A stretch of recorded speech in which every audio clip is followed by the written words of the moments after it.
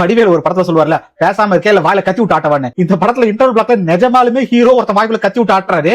ஜனங்கள்லாம் அப்படியே ஆர்ப்பரிக்கிறாங்க, ஏ அப்படின்னு. அவங்க அந்த கத்தி விட்டு ஆட்டத்துக்கு ஆர்ப்பரிக்கிறாங்களா இல்ல இந்த படத்தோட நிஜ ஹீரோ அனிருத்தோட மியூசிக் ஆர்ப்பரிக்கிறாங்கன்னு தெரியல. டிசி படம் தான் எனக்கு ஒர்க் ஆச்சு படம். இந்த படத்துல தாஸ் லோகேஷ் கனகராஜ் கேரக்டர் இருக்குல்ல, மண்டகோளாறு பிடிச்சவன் லூசு பையன் அப்படின்வாங்கல்ல, அந்த மாதிரி தான் இருக்காரு.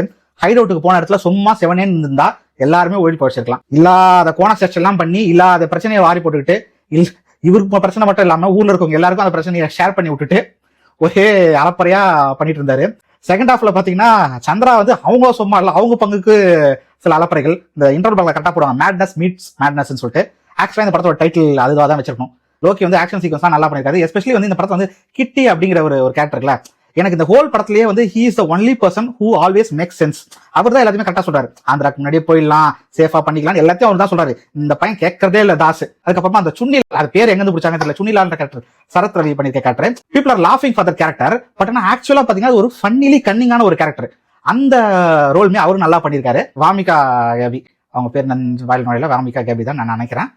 அவங்க அழகா இருந்தாங்க, நல்லா இருந்துச்சு, எனக்கு பிடிச்சது.